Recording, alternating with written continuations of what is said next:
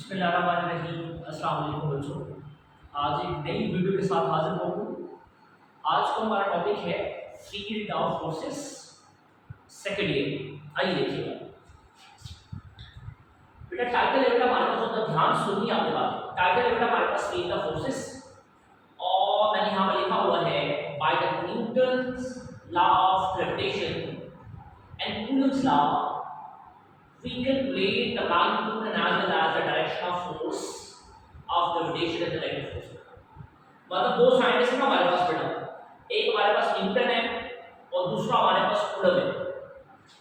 इसने भी कॉन्सेप्ट दिया है फोर्स ऑफ ग्रेविटेशन के बारे में, और जो कूलम है इसने भी कॉन्सेप्ट दिया है इलेक्ट्रिक फोर्स के बारे में।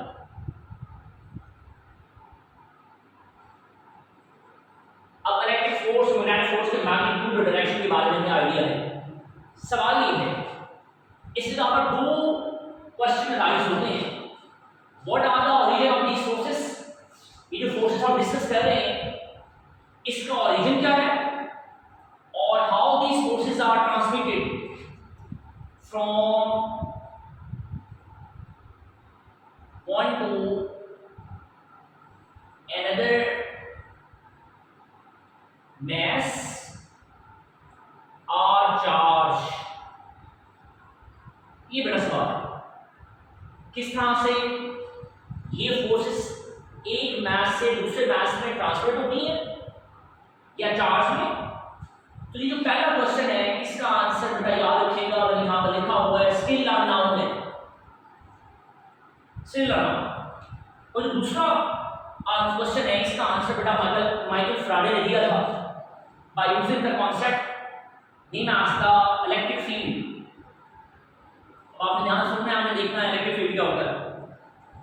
बेटा यहाँ में लिखा है electric field is the region or the space around the charge in which another charge can feel the effect of charge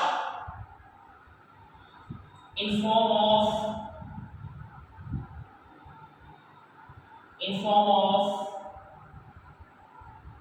electrostatic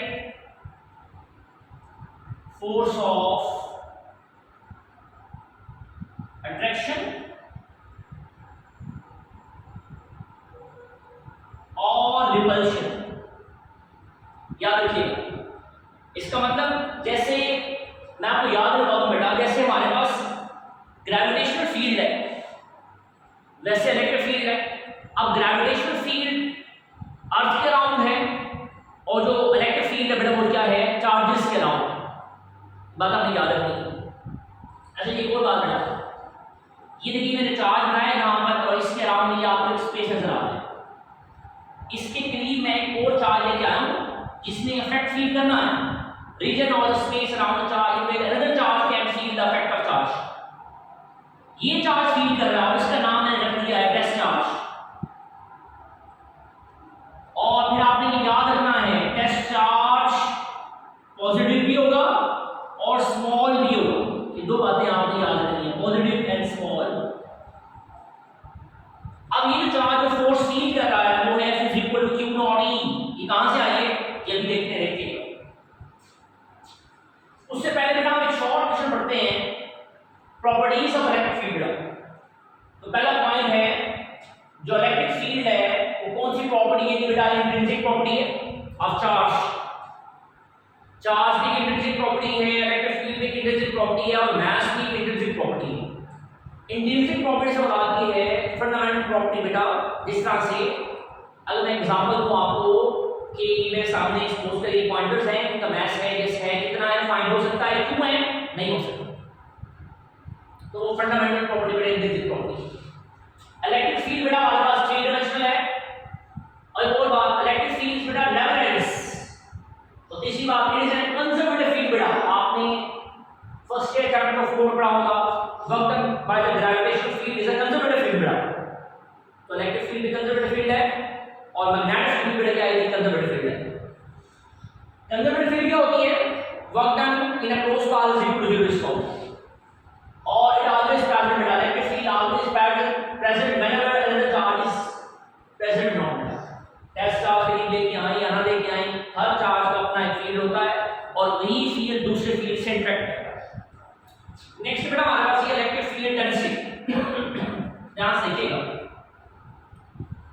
field क्या होगा जी? फोर्स लिख देता हूं यहां पर, force experience by unit positive charge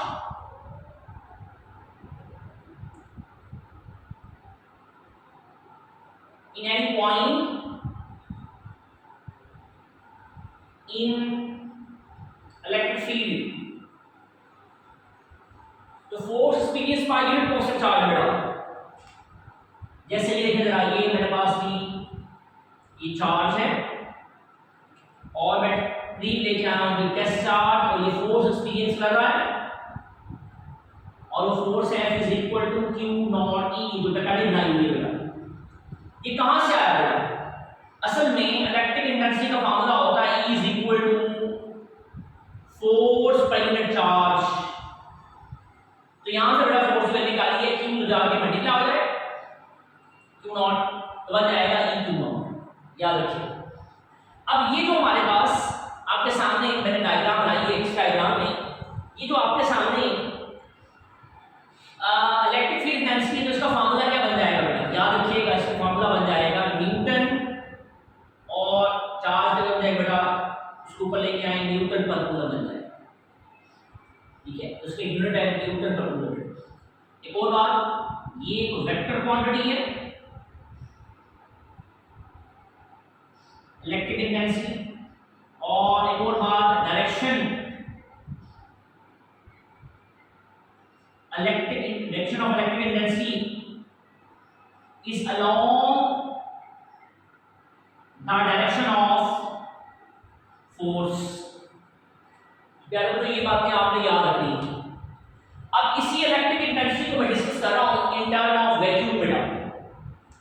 तो हमारे पास इलेक्ट्रिक इंटेंसिटी का फार्मूला ऑलरेडी अभी आपने पढ़ लिया, और फार्मूला है E is equal to E vacuum is equal to F vacuum divided by epsilon not, और F वैक्यूम आपने पढ़ा हुआ है, तो हमारे पास E vacuum is equal to हो जाएगा 1 divide by 4 pi epsilon not Q divided by R का स्केयर, सॉरी Q1 है ना।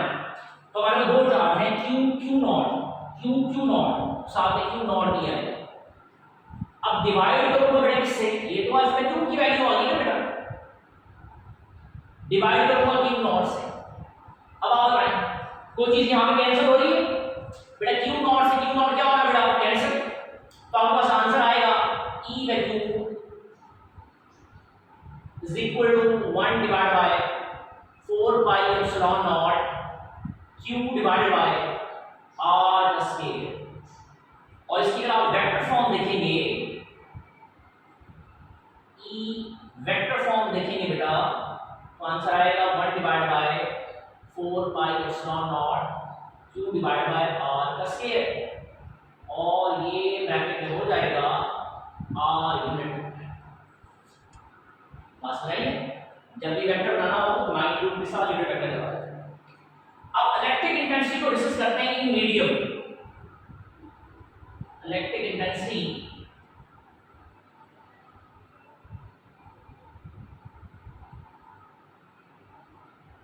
ये देखिए, वैक्यूम के लिए था, आप वीडियो के लिए देखिए बड़ा जरा बातें ध्यान सुनिएगा।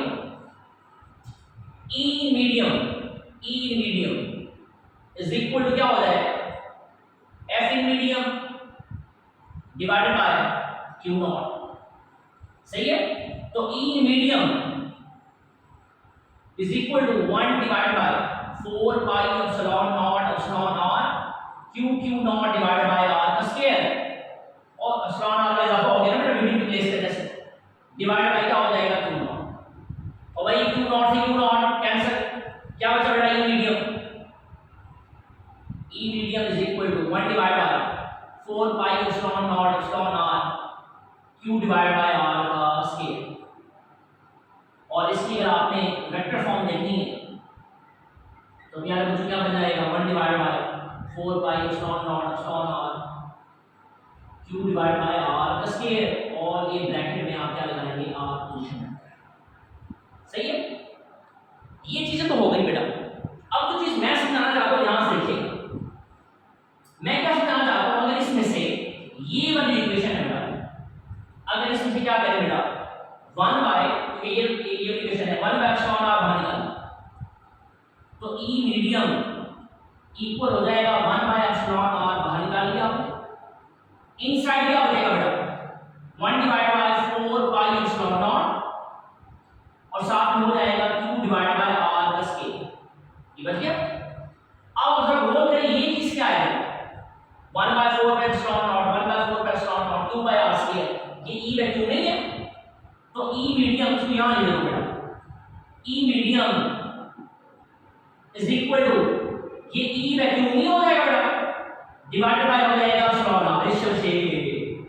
इसका मतलब अगर मीडियम इंसर्ट करने से एप्सिलॉन r की वैल्यू 1 से ग्रेटर है, इसकी वैल्यू जब बढ़ती है तो e मीडियम की वैल्यू क्या हो जाएगी, कम। तो मैं समझाना ये चाहता था, जैसे कूलम फोर्स के अंदर मीडियम के प्लेस करने से कूलम फोर्स की वैल्यू कम हो जाती है, वैसे मीडियम के प्लेस करने से इलेक्ट्रिक इंटेंसिटी की वैल्यू भी क्या हो जाती है, कम हो जाती है, डिक्रीज हो जाती है एज कंपेयर टू वैक्यूम। ये था मेरा हमारा टॉपिक। होपफुली आपको चीजें समझ आई होंगी। अगर आपको बातें समझ आई हैं तो क्वेश्चन बनता है बेटा कमेंट सेक्शन में आपने लास्ट में पूछना है। इस चैनल को सब्सक्राइब कर दे बेटा, एक वीडियो बनाने में बहुत ज़्यादा मेहनत होती है। होपफुली बहुत सारा ख्याल रखिएगा। नेक्स्ट वीडियो तो बेटा इंशाल्लाह दोबारा मुलाकात होगी।